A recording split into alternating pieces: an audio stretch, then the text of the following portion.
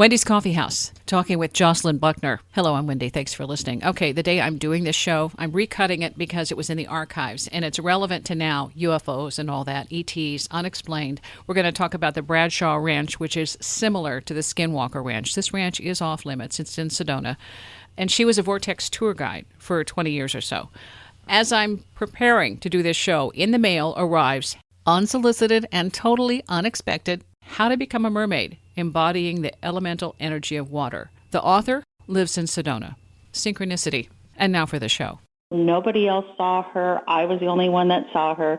And she came up to me and she said, oh, yeah, by the way, you're going to go to Sedona and you're going to become a gatekeeper. And the story of how you ended up in Sedona. I was invited to Split Giant Rock. And, it was very interesting for me. My mom used to take me out there when I was a little tyke to see George Van Tassel, and George would get up on top of Giant Rock out there in Landers, California, and he would call in the UFOs, and you could see them dancing in the sky. And they were quite the big draw back in the day. Probably, up to 10,000 people went out there to watch this. And so when I got this call, they said, there's going to be this prophecy. Giant Rock is going to split. And I said, wait a minute, let me get this right. There's been a rock out there for a few million years, and you're going to go out there and split it on this day. Okay, this is something I got to see. So we go out there, and they were doing a lot of meditations and ritual. And one of the women that was out there walked up to me, and I had not seen her before in this group of people. Nobody else saw her. I was the only one that saw her. And she came up to me and she said, oh, yeah, by the way, you're going to go to Sedona and you're going to become a gatekeeper. And I laughed out loud because, honestly, we had just built our dream home in Yorba Linda, California. I had my kids in good schools. We owned a RE/MAX real estate office in Orange County. And I thought, oh, yeah, right. And I never mentioned anything to my husband about it because it just sounded so, About a week later, my husband said, oh, guess what? Somebody came into the office today and they want to buy the RE/MAX office. And I went, not interesting. And then we got another phone call and somebody wanted to buy our house. And, we're sitting there. And so my husband said, you know what? I'm really tired. I would like to semi-retire at this point. So why don't we go ahead and make the move? And I said, where would you like to go? And he goes, oh, I don't know. I was thinking about Sedona. Wow. I said, you just wait a minute. I'll go pack. I'll get the kids. So we moved to Sedona, and it was in the middle of my daughter's senior year in high school. My other little daughter was in fourth grade, I believe. And, they were just so excited to be here as well. They didn't, they made the change. And I told my oldest daughter, well, we can wait until after you graduate from high school, and then you're going to go off to college. And she already had a scholarship up at Washington University. And she said, no, you know what? I want to have a chance to live in Sedona, too. So she finished out her senior year here. She actually graduated from Sedona High School. We ended up here on original Disney property. And the story goes that Disney was supposed to have done a UFO film for Disclosure, where Mickey Mouse was going to be the ambassador to the stars and Marilyn Monroe was going to be his co-ambassador. And they were going to bring the world up to speed. And Eisenhower had approached Disney to make this Disney disclosure film. And Disney said, yeah, I'll get right to it. I'm doing this movie called Fantasia, and I'm trying to open this park. But as soon as I get that all under control, I'll start working on your movie. And Disney was actually given some original footage that was shot here in Sedona.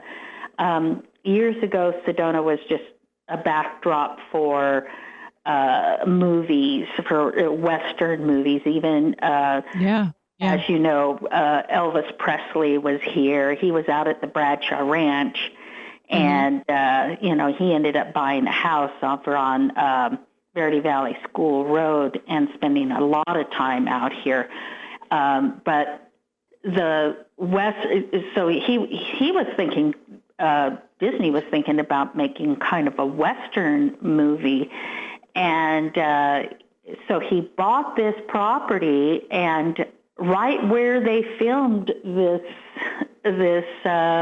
UFO during a filming of a Western movie, and I heard the story. It was John Wayne and Maureen O'Hare, and they were acting, and they were over by the creek, and they were acting, and John Wayne gets on his horse, and the camera pans up, and then it just keeps panning up, and it films this UFO basically right over Bell Rock.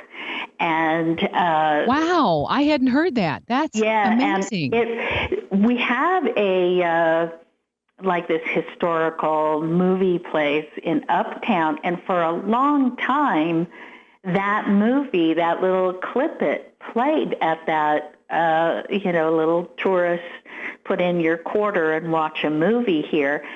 About 1997, it just disappeared right out of the little movie museum. And if you go in there and ask people today, they never heard of it. My mom was really into UFOs because she saw 4 UFOs at Mount Shasta 2 years before I was born. So I was basically born into a UFO family where, during dinner, we'd all sit around the table. My mom would read the latest UFO book. So I cut my eye teeth on UFOs, and have been a lifeline contactee. My mom was a lifetime contactee. What the ETs are trying to tell us is, you're making a mess of your planet. You better find the courage someplace to start saying no to big money and big corporations and greed and lust, and start saying yes to a more sustainable future, or else, we're going to have to take over here. That is what I understand from my contact experiences, is that they're here because we're supposed to be the guardians of this planet, and we're not doing a very good job right now. And they've weaponized everything now. Our air is weaponized with chemtrails. Our water is weaponized with fluoride. Our energy is weaponized with nuclear and all of the problems that come with that. Our food is weaponized with GMOs. So everything is, up is down and down is up, and the ETs are coming and saying this and this and this is going to happen because your consciousness is so low that it is attracting these bad elements in the universe and in all the universes that are parallel.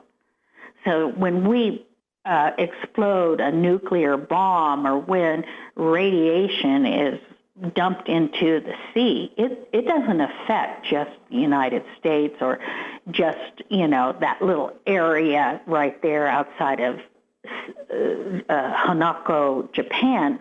We're talking about multiverses that are feeling the repercussions, and they're not really liking it too much. So, it's like when I say that we belong to somebody, just like my little black dog here belongs to me, and I love her and I take care of her.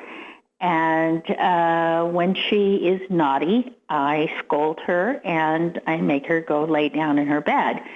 And that's basically the same width of intelligence that is between us and ETs, the width of intelligence between me and my dog.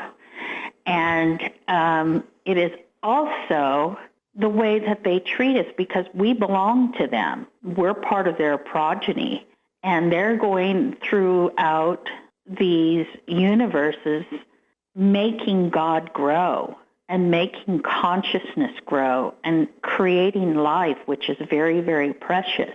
And we're wasting it like we've got another planet to go to.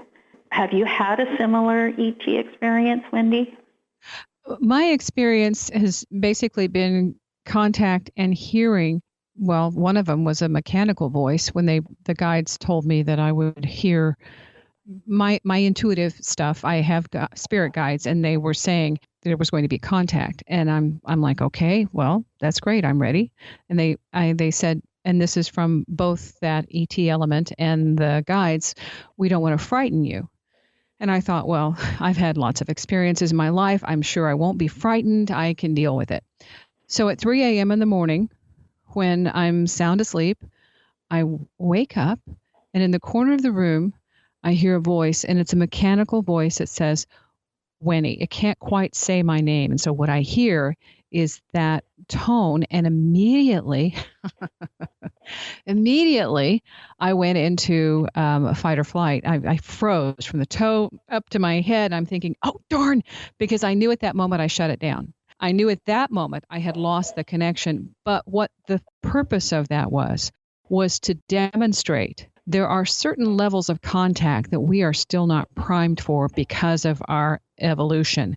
And we are primed to fear what we don't understand or what is too far outside of our frequency, our range of awareness, then we automatically shut down. And so that was a demonstration. And afterwards, my guides were right there and they laughed. We told you you had to work on your fear.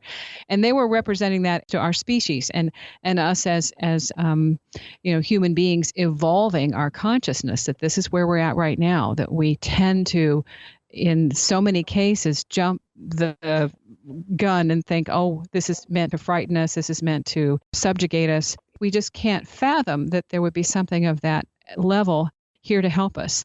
And yet that's what it's about. And so my experiences then have been intuitive and telepathic. But when I went to Sedona, and that was, again, guided, making a contact, because I've had my own experience for 20 years with this interactive nightlight. And right now I'm looking in my room at the nightlight flashing on and off and on and off. That's my connection with all of this other stuff, with my spirit guides, with this consciousness reminding us that we are not just the body. So I go to Sedona, and at one point I wanted to take a picture of the area we were as a frame of reference, and the canyons looked, the scenery was beautiful. I come home and I look at it, and there's 5 little white orbs in the picture, 5 little white dots. And isn't that I realized somebody else had told me when they enlarged the picture and enhanced it, and you could see that there was a vessel behind those white. It was like a shadow and 2 different projections. It was so this is what I experience. I'm not getting the kind of contact that some of the experiencers say, where they've been taken on a ship and all that. I don't have that. Mine is telepathic, and it's basically that there's a lot more going on than we really have the ability to fathom, and to start thinking outside the box. That's basically what they keep pushing me to do. Does that make sense?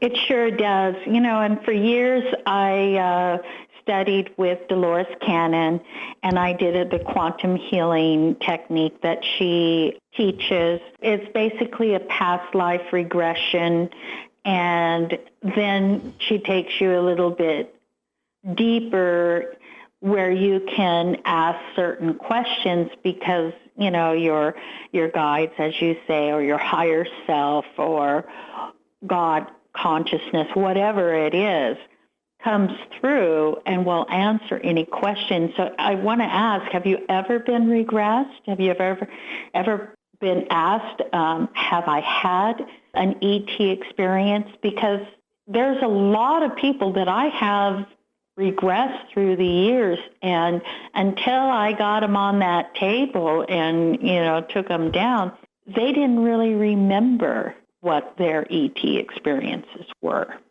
I've had lots of experiences, and they have been ET and they have been spirit guardians from the time that I was little. At one point, I was 10 or 11, and the little girl who was staying overnight with me for our sleepover said, "Have you accepted the Holy Ghost?" Well, of course, who wouldn't? The Holy Spirit. Yes, of course. And at that point, my whole body turned. I was just warm, and I remember I called it the glowworm experience.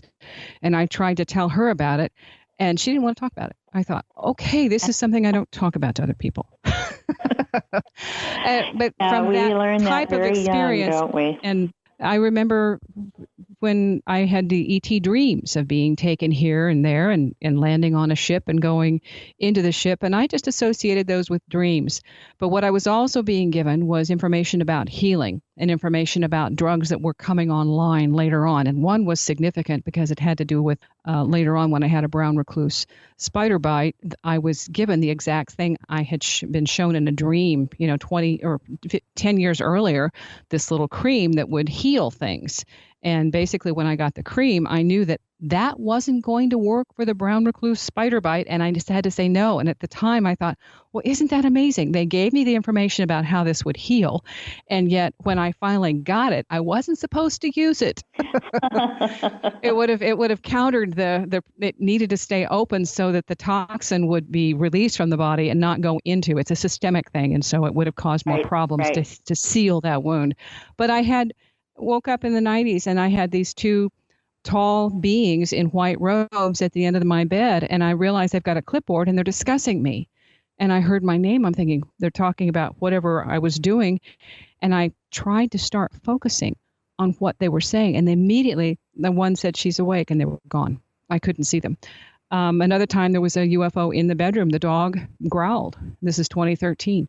The dog growled, and I thought he was growling at the cat. So I kind of half opened my eyes. And I realized there's this a dinner plate sized thing, round, maybe the size of a basketball, hovering above the ceiling. And I called it a Christmas tree because it was green and red. And I, at one point, drew the bulbs look like those clear bulbs that we have, and the red bulbs around, and then the 4 or 5 green bulbs inside. And then when I realized what it was, I tried to focus on it. The minute I tried to focus, it switched from being right inside the house to directly outside, and I could see the lights coming through the mini blinds. And I knew that I wasn't supposed to get a picture, that was the end of it, and so I went back to sleep. It's never a burning bush, where these miracle type experiences. And, even talking with Travis Walton, he had a very dramatic experience to the point that, he can't do anything else in his life. He said that one time he tried to sell appliances at Sears. All these people were coming in. They didn't want to discuss appliances. They wanted to discuss his case. And so he got fired. Yes.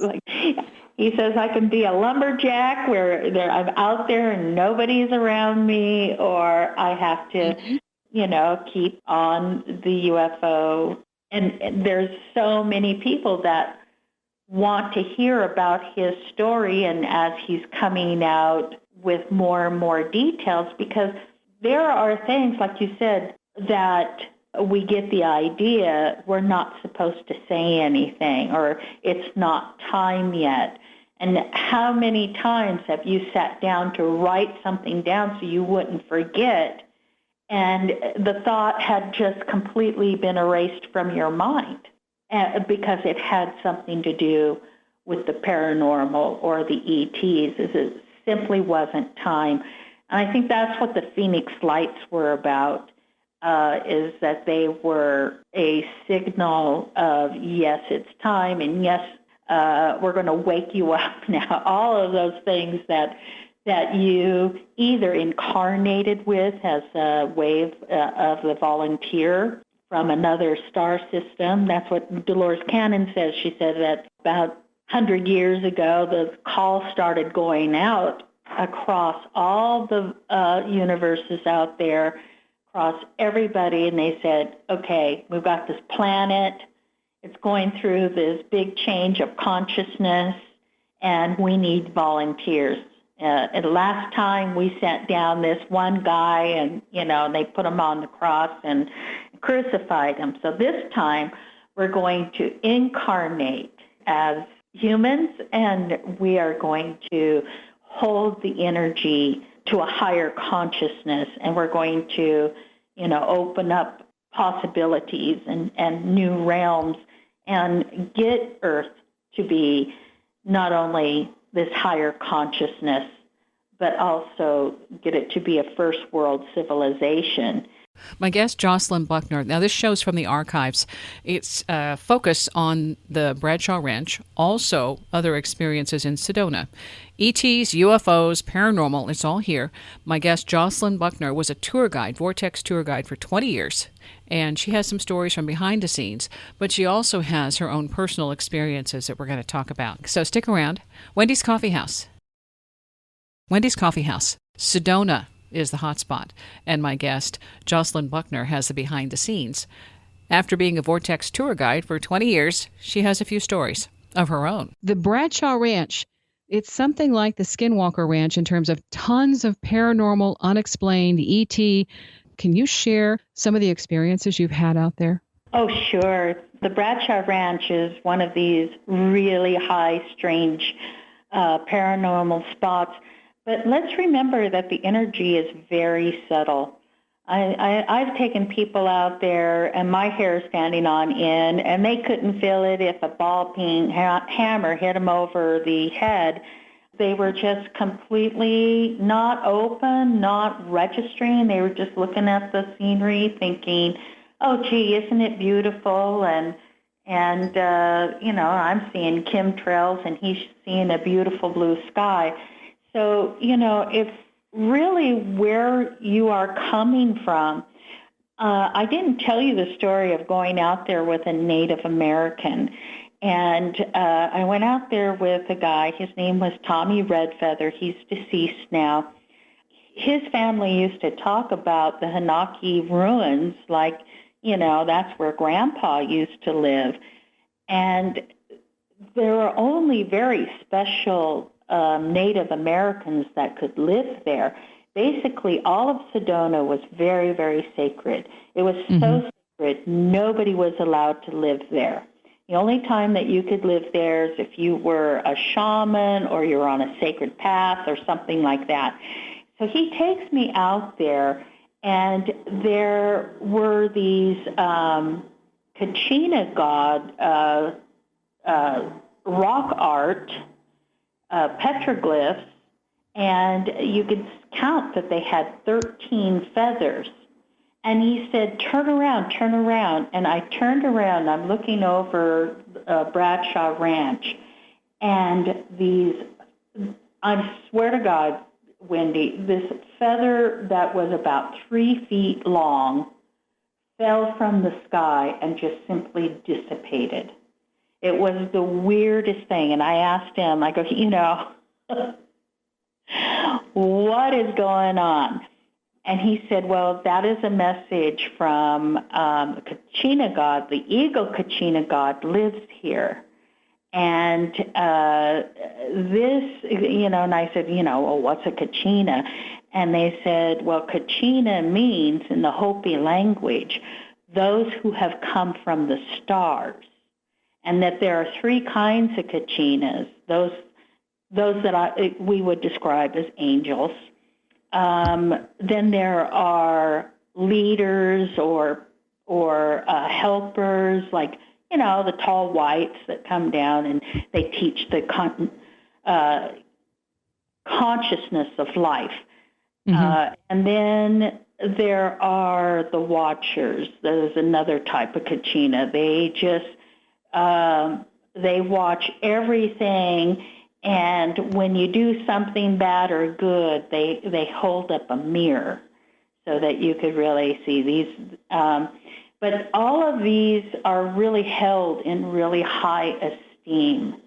And so that's one of the reasons that Sedona is so sacred, and Bradshaw Ranch in particular, is because this is a home of one of their gods. And I asked Tom Dongo, I said, he's written several books about Bradshaw Ranch, and I said, have you ever seen these huge feathers that will just, they just fall from the sky? He goes, that's funny that you should say something about that. Somebody just told me about that the other day. So yeah, there's some people can see these huge feathers at the ranch, which will dissolve into thin air right in front of your eyes. See, that is incredible. And to me, what you're saying, though, is not everybody can see them. They appear for certain people. I imagine that is true, and it could be part of this spirituality or being open. And that was one of the things about growing up with knowing about ETs and UFOs and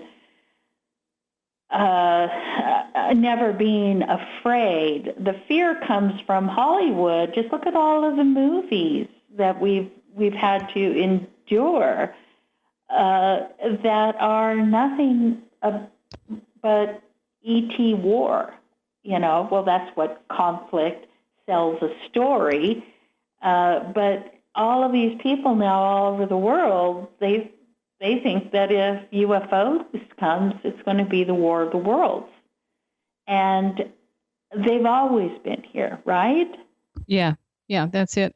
Okay, let me just interject a little bit, because with my own experience and the intuitive stuff, when I started dealing with afterlife and more, spirits and ghosts and non-corporeal stuff, things that never take a body, that are here energetically, what I was given and what I experienced is that a lot of times there's an emotional connection where they stir the pot, and the vibrations that we emit as we become more excited or more angry or more elevated in some way, shape, or form, are attractive to certain entities. And that's also part of this.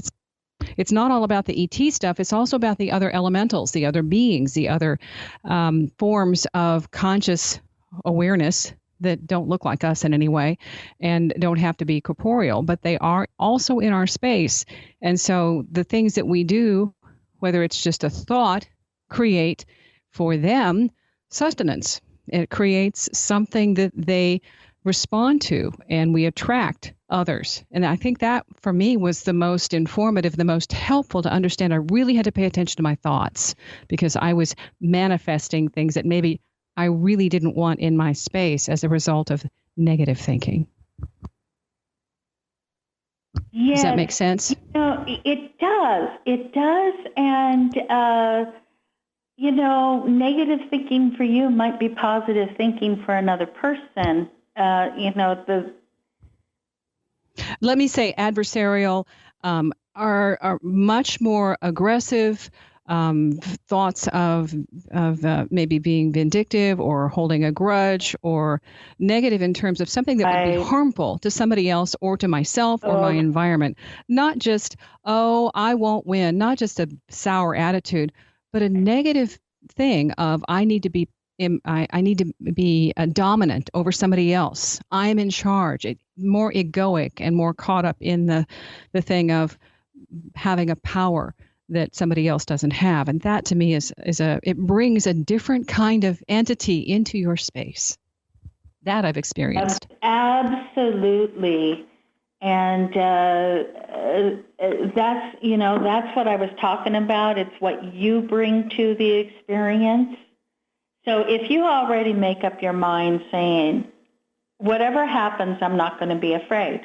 I know I am protected. I know that my spirit guides are with me, and I place myself in pure white light as I proceed. And I go into my CE5 or a meditation. But, what I was told long time ago that ETs, they can't get too close.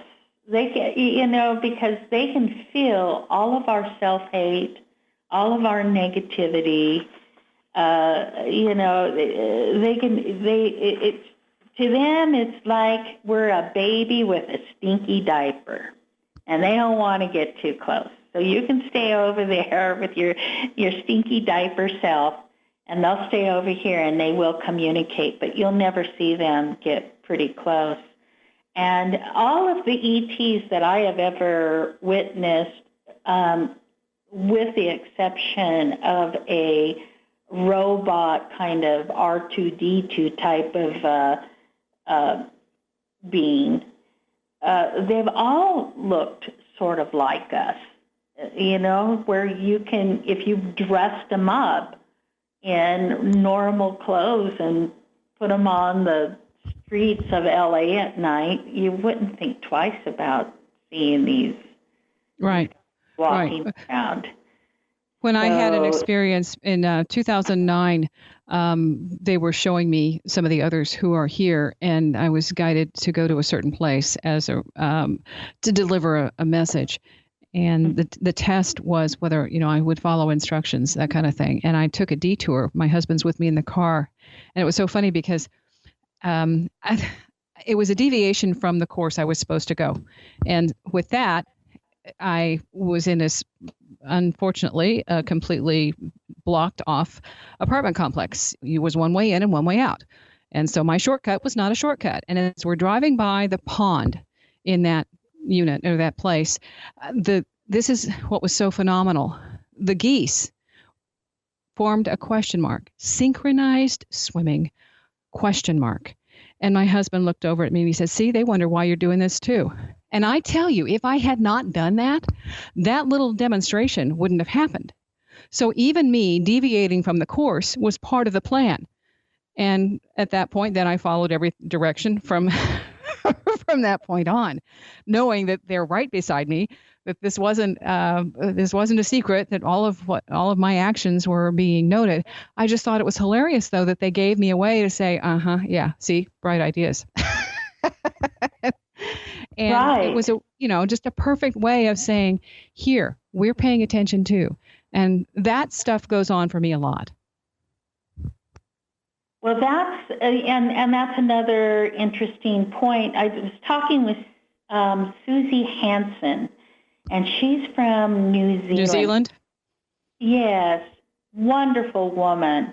Mm-hmm. And she and I were talking about how some things, before you incarnate into this third dimensional experience that we call life, that we are given, sort of a set of goals, so to speak, and mm-hmm. things that you really want to learn while you're here having this experience. Because what we should look at what time and what space is, and we should realize, I'm really not from here.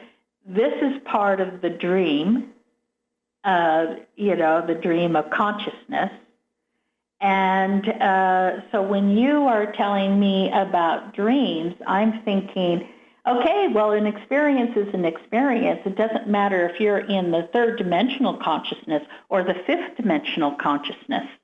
Right. You're still having that experience while mm-hmm. you are having this overall experience of what is happening now, which is part of your life journey into the newer, higher consciousness that you are becoming all the time. There were when I had that spiritually transformative experience, STE, back in 1997, one of the first things that I wanted to do, because when these things happen, they're so incredible, energizing, mind-blowing that you think, oh, I want to share this, I want to do this. And so I came up with this thing I wanted to do, teaching a course on manifest dreaming. And what that is bringing the night dream into the daydream and the daydream into the night dream. Because as you say, it's an experience. It's just a flow of consciousness. And the more you experience something on the dream plane, the better your chances that you're going to see it manifest on the waking plane. And some people are better at dreaming their reality and manifesting their dreaming than others. But that is also a learning curve. And I was going to teach that. And then I thought, you know what? I don't have time. I'm too busy experiencing things. You have to stop and teach. Manifest and manifest more time. So, yeah, that's another story. I understand that completely. And, you know, when I got to the end of 20 years of doing these tours and readings and quantum healings and everything else that I got involved with, one day you just wake up and you just say, that's it. I'm out of time. You know, there are things on the bucket list that I still have to do, and I don't have any time to go to work if I want to get these bucket list things done. Uh-huh. They're why I came here. I came here for those. And gee, I put those on the back burner. Well, okay, it's time. It's time. So there's time. Yeah. There's time. Yeah, and just for different I think things. right now, you know, there are these big black puddles that are lying right in front of the Earth in this area that we are now traveling in. And scientists are looking at these and thinking, you know, what is this? We don't know what this, we know what a nebula is, we know what, you know, these star systems are, but these big black puddles, we really don't know what these are. Mm-hmm. And the ETs told me that think of them as oil slicks. The Earth is going to hit one of these, and it's going to zoom across it. And this will be the differential to the new beginning of the new Earth. And we are about to hit one. So I'm telling everybody, you know, get to know your neighbor and start having a plan. It's better to have it, not need it, than to need it and not have it. Store water, get yourself some silver, get yourself some, you know, save all your coins, don't spend coins, and, you know, just be sure that when things change, that you can recognize inside of yourself that everybody is on this same plane. There's no need for us to have any sort of differences, particularly if we're all from the same country or all from the same neighborhood.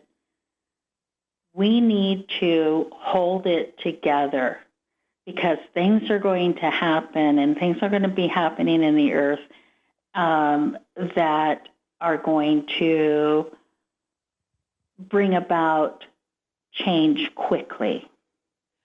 And, Jocelyn, I want to bring back, there was a story you told me about with you and Kim Carlsberg that I think is also really important because it says no matter how much you can prepare, there are some things you're not going to be prepared for, but you'll be ready. And that's where you guys were out walking together when all of a sudden you weren't. I thought that was that's a fabulous story, and it happens to people more than we know and more than we can share. But that is a reality, I think, that brings another question into the equation of what's real and where are we now. So if you would do me a favor, and that's a good one. Would you share that? Okay, well, yeah, I was out with Kim, and we were with two doctors. The fence is pushed down at the end of the driveway, so if you wanted to walk onto the property, get up close to the ranch house, it was possible. but it was trespassing. But, it was an abandoned ranch house. Well, these doctors, they didn't want to trespass. So we were walking the line, the outside perimeter of the ranch and staying on the other side of the fence.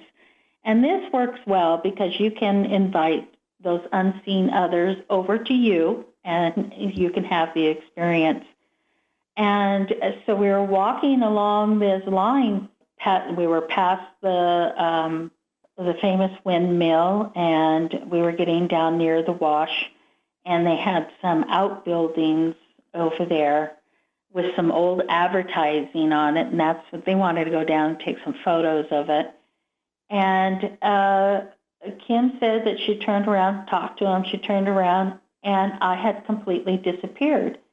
But I could see her, and she was calling me and she looking for me, and I was, sort of giggling at first because I was right there. And I watched her go back and forth, and I finally ran up to her, tried tapping her on the shoulder. She turned around. She didn't see me. She couldn't hear me. She couldn't see me. She did not experience me. And so she told these doctors, I'm going to go back. It's been an hour and a half. Jocelyn's gone. I'm going to go back and call the sheriff. She's, disappeared. And so Kim was running back along this fence line, and I'm struggling to keep up with her, and because it's all uphill. I realized that I should be retracing my steps and going, the same through the, same little rocks that I saw before. And all of a sudden she turned around. She goes, "There you are. Oh, I can't believe it. Never do that again."